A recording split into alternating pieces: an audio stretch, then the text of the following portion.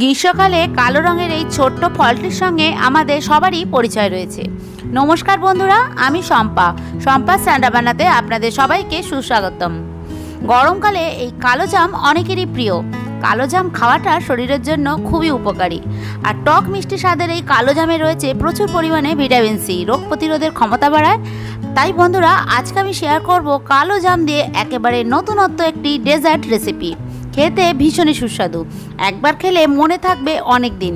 বন্ধুরা, রেসিপিটা যদি ভালো লেগে থাকে তাহলে চ্যানেলটি সাবস্ক্রাইব করে পাশে নোটিফিকেশান বেলটি ক্লিক করতে ভুলবেন না যেন। তাহলে বন্ধুরা, আর দেরি না করে চলুন এই কালো জাম দিয়ে সুস্বাদু ডেজার্ট রেসিপিটা কিভাবে বানানো যায় দেখে নেওয়া যাক। এই রেসিপিটা বানানোর জন্য এখানে বন্ধুরা আমি টক দই নিয়েছি 1 বাটি। আর এই টক দইটা কিন্তু খুব বেশি টক হলে ভালো হবে না। এটা আগের দিন রাত্রিরেই আমি বাড়িতে বসিয়েছিলাম। খুব বেশি টক দই, পুরনো দই দিয়ে এটা করবেন না, তাহলে খেতে ভালো লাগবে না। তো এবার একটা বাটির মধ্যে আমি একটা সাদা কাপড় পেতে দিলাম, চাকনি নিচে রেখে দইটাকে একদম জল ঝরিয়ে নিতে হবে। দইয়ের মধ্যে যেন 1 ফোঁটা জল না থাকে, তাহলে কিন্তু খেতে ভালো হবে না, রেসিপিটাও ঠিকঠাক বানানো যাবে না।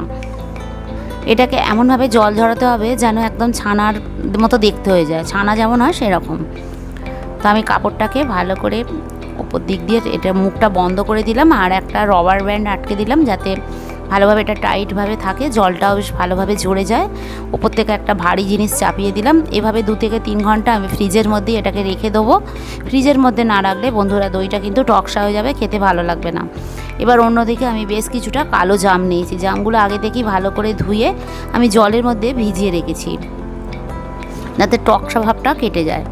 এবার একটা ছুরি নিয়ে দেখুন আমি জামগুলোকে এভাবে শাঁসগুলো বার করে নিচ্ছি আর দানাগুলোকে ফেলে দেবো। এভাবেই প্রত্যেকটা জাম আমি শাঁসটা বার করে নেবো আর দানাটা ফেলে দিতে হবে, নাহলে কিন্তু মিক্সিতে পেস্ট হবে না। খেতে ভীষণই ভালো হয়েছিল বন্ধুরা, আবারও বলছি আপনারা একদিন বাড়িতে অবশ্যই বানান। দেখুন প্রত্যেকটা জাম আমি দানাগুলোকে ফেলে দিয়ে শাঁসটাকে বের করে নিচ্ছি। এবার এটাকে মিক্সিতে মিহি পেস্ট বানিয়ে নেবো। অবশ্যই কিন্তু মিহি পেস্ট বানাতে হবে যেন কোনো দানা না থাকে। তো দেখুন আমি মিক্সার জারের মুখটা খুলে আপনাদের দেখাচ্ছি। আমি এটা মিহি পেস্ট বানিয়ে নিয়েছি আর কালারটাও কিন্তু খুবই সুন্দর হয়েছে। দেখুন জামের একটা সৌন্দর্য, কালারই আলাদা, খুবই ভালো লাগছে দেখতে। খেতেও কিন্তু ভীষণই ভালো হয়েছিল বন্ধুরা। এখন আমি 2 থেকে 3 ঘন্টা পর দইটা ফ্রিজ থেকে বের করে নিয়েছি। আমি আপনাদের দেখাচ্ছি দেখুন কতটা পরিমাণে জলটা বেরিয়েছে।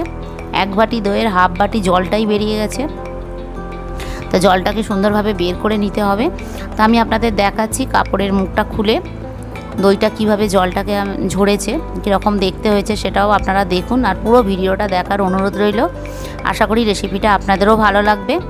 তো দেখুন বন্ধুরা, আমি যে বলেছিলাম না ছানার মতো যেন দেখতে হয়, দেখুন ছানার মতোই দেখতে হয়েছে। এটা কিন্তু পুরোপুরি মনে হবে ছানা, দই একদমই মনে হবে না। তো জলটাকে বন্ধুরা অবশ্যই সুন্দর করে ভালো করে ঝরিয়ে নেবেন। আবারও দেখাচ্ছি দেখুন পুরো মনে হবে ছানা। তো এটাকে আমি বাটির মধ্যে ঢেলে নিলাম, কাপড়টা সরিয়ে রাখছি পাশে। এবার একটা ইলেকট্রিক বিটার দিয়ে আমি এটাকে ভালো করে বিট করে নেবো। তো আপনারা হ্যান্ড বিটার দিয়েও এটা করতে পারেন, তবে একটু সময় লাগে। আর এটা যত ভালো ফ্যাটানো হবে ততই কিন্তু খেতে ভালো লাগবে। সে জামের পেস্টটা ছিল ওটাও ফ্রিজে রেখে দিয়েছিলাম। দেখুন কতটা একদম শুকনো হয়ে গেছে, মানে টেনে গেছে রসটা ফ্রিজে রাখার জন্য। ফ্রিজে না রাখলে কিন্তু একটা টকসা ভাব হয়ে যায়, সেই জন্য আমি এখন গরমকাল যেহেতু ফ্রিজেই রাখতে হবে। এবার এই দুটোকে একসাথে আরও সুন্দর করে এটাকে আমি বিট করে নিচ্ছি। এটা যত ভালো ফ্যাটানো হবে ততই ভালো খেতে হবে। দেখুন বিট করতে করতে কালারটাও কিন্তু চেঞ্জ হয়ে গেছে। টক দই আর জামের কালারের সাথে দুটো মিলেমিশে একটা অন্যরকম সুন্দর কালার এসছে। একটু ছোটো এলাচের গুঁড়ো দিয়ে দিলাম, এটা মিক্সিতে আমি গুঁড়িয়ে রেখেছিলাম আগে থেকে, একটা সুন্দর গন্ধ আসবে, তো সেই জন্য ছোটো এলাচের দানা দিলাম। এবার কনডেন্স মিল্ক দিলাম কিছুটা মিষ্টির স্বাদ অনুযায়ী। তো আপনারা যদি মিষ্টি আরও বেশি খেতে চান বেশি করে দেবেন, আর যদি কনডেন্স মিল্ক না দেন তাহলে চিনি গুঁড়ো করে দিতে পারেন। গোটা চিনি দিলে কিন্তু এটা মিস হবে না, সময় লাগবে। তো কনডেন্স মিল্ক দিয়ে জাম, টক দই দিয়ে সবটা আমি ভালো করে ফেটিয়ে নিয়েছি। দেখুন দেখতে খুবই সুন্দর হয়েছে, খেতেও কিন্তু ভীষণই সুস্বাদু বন্ধুরা, ভীষণ ভালো খেতে হয়েছিল। বাচ্চাদেরও ভালো লাগবে, বড়োদেরও ভালো লাগবে। এবার একটা কেক টিন নিয়েছি, তার মধ্যে ঘি ব্রাশ করে নিলাম। এটা কিন্তু তেল লাগালে হবে না, ঘি দিতে হবে। ঘিয়ের একটা নিজস্ব সুন্দর গন্ধও আছে, স্বাদও আছে, খেতেও ভালো লাগবে ডেজার্টটা। এবার এই যে ব্যাটারটা করে রেখেছিলাম এই কেক টিনের মধ্যে আমি ঢেলে দেবো। ভর্তি ভর্তি ঢালবো না, একটু ওপরটা খালি রেখে দেবো। অনেকটাই ব্যাটার হয়েছে, আমার অন্য পাত্রেও হয়ে যাবে। এবার একটু ট্যাপ করে নিলাম। নিয়ে একটা ফয়েল পেপার দিয়ে মুখটাকে সুন্দর করে বন্ধ করে রাখতে হবে, যেন বাইরের হাওয়া ভিতরে না যায়। তো দেখুন ভালো করে বন্ধ করে দিয়েছি। খুবই সহজ রেসিপি, দেখলেন বন্ধুরা, খুব বেশি উপকরণ লাগেও না।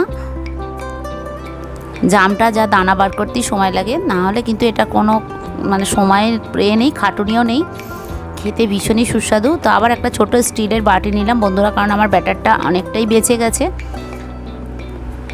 দই দিয়ে জাম দিয়ে অনেকটাই ব্যাটার হয়ে গেছে, সেই জন্য আমি স্টিলের বাটির মধ্যেও দিয়ে দিলাম। তো একই রকমভাবে ফয়েল পেপারটা দিয়ে আমি মুখটা ভালো করে বন্ধ করে দেবো। আর আপনি যদি চ্যানেলটি এখনও সাবস্ক্রাইব না করে থাকেন, প্লিজ বন্ধুরা চ্যানেলটি সাবস্ক্রাইব করে পাশের নোটিফিকেশান বেলটি ক্লিক করে নেবেন। এবার কড়ার মধ্যে জল গরম বসিয়ে দিয়েছি, একটা স্ট্যান্ড বসিয়ে দিয়েছি, তার মধ্যে একটা স্টিলের থালা দিয়ে দিলাম। এবারে এই যে ব্যাটারগুলো আমি দিয়েছিলাম, সেই ব্যাটারের পাত্রগুলো আমি একে একে বসিয়ে দিচ্ছি। গ্যাস কিন্তু একদম কম রেখেই করতে হবে, জোর আঁচ মিডিয়াম আঁচ একদমই নয়, একদম লোতে যতটা করা যায় ততটাই করতে হবে। আর একটা আমি মাটির কাপ নিয়েছিলাম বন্ধুরা, ওটার দেখাইনি, ভিডিওটা বড় হয়ে যাবে। তো ব্যাটার বেঁচে গিয়েছিলো, সেই জন্য মাটির কাপের মধ্যেও আমি ঢেলে দিয়েছি। এবার সবটা দিয়ে দিলাম, দিয়ে ঢাকনা দিয়ে এটাকে 15 মিনিট আমি এভাবেই বসিয়ে রাখবো। 15 মিনিট পর আমি আপনাদের দেখাচ্ছি। দেখুন 15 মিনিট হয়ে গেছে, এবার আমি আরও 10 মিনিট এভাবেই বসিয়ে রাখবো। গ্যাসটাকে বন্ধ করে দিয়েছি। তো বন্ধ করার পর আরও 10 মিনিট পর আমি আপনাদের দেখাচ্ছি। এবার বের করে নিয়েছি, ঠান্ডা হয়ে গেছে। আর ফ্রিজে ছিল, ফ্রিজেও এটা 4 থেকে 5 ঘন্টা আমি রেখে দিয়েছিলাম সুন্দরভাবে এটা সেট হওয়ার জন্য। তো আপনাদের আমি ঢাকাটা খুলে দেখাচ্ছি। দেখুন ফয়েল পেপারটা খুলে দিচ্ছি। এটা ঠান্ডা ঠান্ডাই খেতে ভালো লাগে, সেই জন্য ফ্রিজে এটা অবশ্যই বন্ধুরা রেখে দেবেন। দেখুন ফ্রিজে রাখার পর কিন্তু খুব সুন্দরভাবে এটা জমে গেছে, দেখতে কত সুন্দর লাগছে। আমি একে একে সব কটা খুলে আপনাদের দেখাচ্ছি। মাটির পাত্রটাও কিন্তু খুব ভালোভাবে জমেছে, ভীষণই সুস্বাদু খেতে হয়।